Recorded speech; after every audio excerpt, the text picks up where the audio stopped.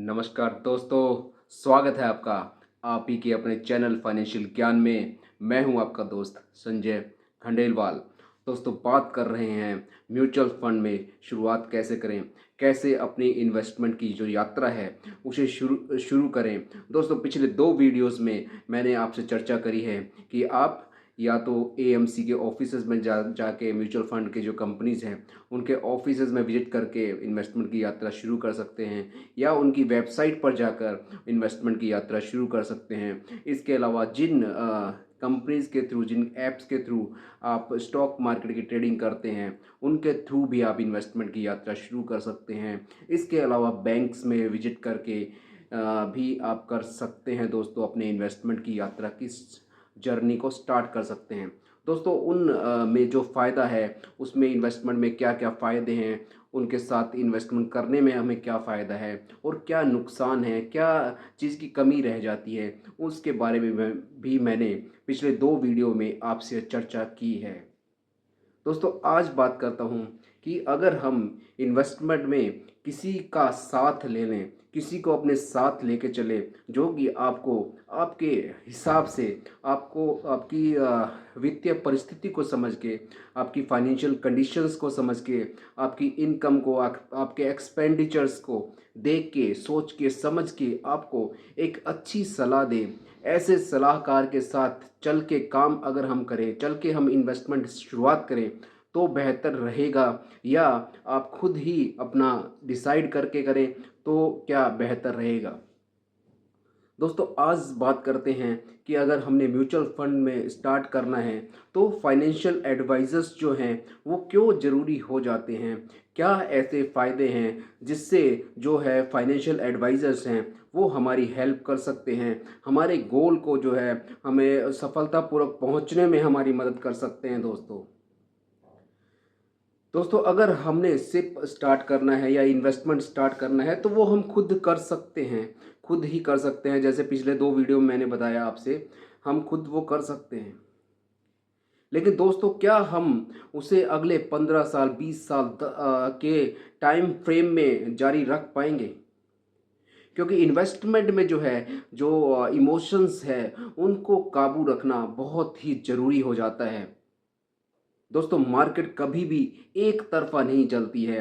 हम सोचे कि मार्केट ऊपर ही चलती जाएगी, बढ़ती ही जाएगी, बढ़ती ही जाएगी, ऐसा नहीं होता है दोस्तों। मार्केट जो है सेंटिमेंट्स के अकॉर्डिंग डाउनवर्ड्स में भी जाती है, कभी अपवर्ड्स में भी जाती है। तो उस दौरान आपके इमोशंस को काबू रखने के लिए आपको एक साथी की ज़रूरत पड़ेगी, एक सलाहकार की ज़रूरत डेफ़िनेटली पड़ेगी, और आपके पास उस वक़्त सलाहकार होना ही चाहिए। क्योंकि जब मार्केट ऊपर जा रही होती है, तब जो है आप अपना प्रॉफ़िट बुक करने की नहीं सोचते हैं, और अगर आप प्रॉफ़िट बुक कर भी लेते हैं, समझदारी दिखाते हैं, तो उसके बाद मार्केट और ऊपर चला जाता है। तब आप कुछ और इन्वेस्टमेंट कर देते हैं, कुछ नया इन्वेस्टमेंट स्टार्ट कर देते हैं, और जब मार्केट नीचे आती है तो तब आपको हो जाती है टेंशन।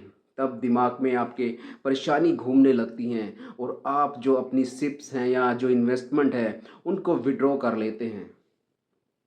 और किसी भी, ये दोस्तों मैं हालिया हुई घटना के आधार पे आपको बता रहा हूँ, जो गोल्ड और सिल्वर में हमने तेज़ी देखी है। दोस्तों, बहुत सारे इन्वेस्टर्स ने अपने पोर्टफोलियो रिडीम करके गोल्ड सिल्वर में इन्वेस्टमेंट किया है, ये सोच के कि आगे जो वॉर लाइक सिचुएशंस हैं तो ये जो एसेट क्लास है ये ऊपर ही जाती रहेंगी। लेकिन दोस्तों, ऐसा नहीं हुआ। आपने म्यूचुअल फंड से भी अपना पैसा विड्रॉ किया और उस पैसे को आपने गोल्ड सिल्वर में हायर प्राइस में स्टक कर लिया दोस्तों। तो ऐसे समय में आपका अगर फाइनेंशियल एडवाइज़र आपके साथ है और आपको अच्छी सलाह के साथ मार्केट का समझ देता है, ख़ास तौर पे आपको रोक के रखता है ऐसे टाइम पे, जब वो याद दिलाता है कि आपने तो इन्वेस्टमेंट अगले 5 साल, 10 साल, 15 साल के लिए करी है, तो आप इतनी जल्दी क्यों पैनिक में आते हैं, और मार्केट का सिनेरियो वो समझाते हैं क्योंकि वो पिछले 5, 10, 15, 20, 25 साल का अनुभव रखते हैं। उन्हें पता है ये मार्केट साइकिल है, मार्केट कभी ऊपर कभी नीचे जाएगा ही जाएगा। तो ऐसे में फाइनेंशियल एडवाइज़र्स जो हैं, जो आपका साथ चलेंगे, आपको साथ लेके चलेंगे, आपको जो है कभी ऐसे इमोशंस से लेस नहीं रहने देंगे, आपको पेशेंस को जो है टेस्टिंग टाइम जो है, उस समय आपका साथ देंगे, आपको पेशेंस रखने का, धैर्य बना के रखने का जो है बताएँगे, आपको धैर्य रखवाने की कोशिश करेंगे ताकि आप अपने इन्वेस्टमेंट में बने रहें और ऐसा कोई गलत डिसीज़न ना ले लें, जिसकी वजह से आने वाले समय में जो हमने अपने गोल डिसाइड किए थे, वो गोल ही हम प्राप्त ना कर पाएँ। तो बहुत ही ज़रूरी हो जाता है ऐसे में एक फाइनेंशियल एडवाइज़र का साथ आपके साथ बना हो तो। दोस्तों कुछ दौर में हम डिस्कस करते हैं, हम सोचते हैं कि फाइनेंशियल एडवाइज़र के साथ अगर हम काम करेंगे तो हमें वो ज़्यादा एक्सपेंसेस लगेगा, जो एक्सपेंस रेशियो है वो ज़्यादा नज़र आता है हमें।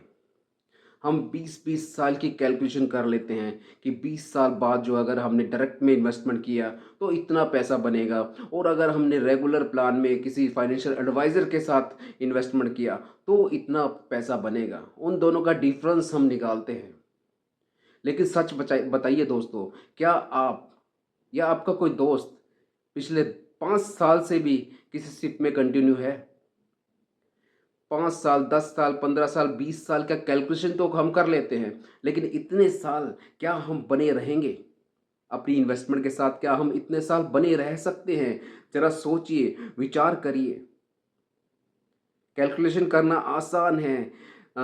ये बहुत ही ईज़ी है कि हमने कैलकुलेट कर लिया कि अगर हम डायरेक्ट में लगा रहे हैं तो इतना जो बेनिफिट है हमें हो सकता है। लेकिन उतने टाइम क्या हम बने रहेंगे? दोस्तों ज़िंदगी जीने के लिए भी एक साथी की ज़रूरत पड़ती है। तो ऐसे ही वेल्थ क्रिएशन में आपको एक फाइनेंशियल एडवाइज़र का साथ ज़रूर होना चाहिए, जो कि आपके हर डिसीज़न में, आपके फाइनेंशियल डिसीज़न में आपके साथ खड़ा हो। आपके गोल के बारे में जिसने डिस्कशन किया हो, आपकी इनकम के बारे में, आपके एक्सपेंसेस के बारे में सब कुछ कैलकुलेशन करके फिर आपको एक अच्छा प्लान, अच्छी स्कीम में इन्वेस्टमेंट कराया गया हो आपके गोल को देखते हुए। सपोज करिए एक 65 ईयर के जो हैं मान लीजिए कोई है इन्वेस्टर्स जो कि इन्वेस्ट करना चाहते हैं, और अगर वो किसी ग्रो ऐप में या डायरेक्ट प्लेटफॉर्म पे जाके सर्च करेंगे स्कीम, तो दोस्तों उनको तो वहाँ पर आई थिंक जो बेस्ट इक्विटी स्कीम्स चल रही हो, क्योंकि रिटर्न के अकॉर्डिंग ही वो दिखाते हैं ना, तो बेस्ट जो रिटर्न स्कीम्स चल रही होंगी उनको वही शो करेंगे वहाँ पर। तो दोस्तों आपको क्या लगता है, क्या वो इन्वेस्टमेंट कर दें उन स्कीम्स में जो कि काफ़ी रिस्की है उनकी एज के अकॉर्डिंग? तो ऐसे में अगर आपके पास किसी फाइनेंशियल एडवाइज़र का साथ है, तो वो आपको बेहतर गाइड कर सकता है। आपकी एज को देखेगा, इनकम को देखेगा, एक्सपेंसेस को देखेगा, आपके लाइफ़स्टाइल को देखेगा, आने वाले टाइम में आपके क्या सपने हैं, क्या गोल्स हैं, बच्चों की एजुकेशन के बारे में क्या गोल्स हैं, मैरिज के क्या प्लान्स हैं उनके, उसके अलावा आपकी रिटायरमेंट के क्या प्लानिंग है, उसको उस लक्ष्य तक कैसे पहुँचा जाए, कैसे गोल डिसाइड किए जाए, उसके अकॉर्डिंग आपको सारा प्लान बना के देगा। तो दोस्तों ये जो ऑप्शंस है ये बहुत ही बेहतरीन है। आप किसी अच्छे फाइनेंशियल एडवाइज़र से सलाह लेके इन्वेस्टमेंट की यात्रा शुरू कर सकते हैं। दोस्तों आगे ये वीडियो और भी बनी रहेंगी और आगे मैं बताऊंगा आपको कैसे-कैसे फाइनेंशियल एडवाइज़र जो है आपके साथ बने रहते हैं, कैसे आपको एक फाइनेंशियल गोल तक पहुंचने के लिए सहायता कर सकते हैं। आज की वीडियो में दोस्तों इतना ही। उम्मीद करता हूँ आपको मेरी ये वीडियो अच्छी लगी हो। आपका बहुत बहुत धन्यवाद। आभार।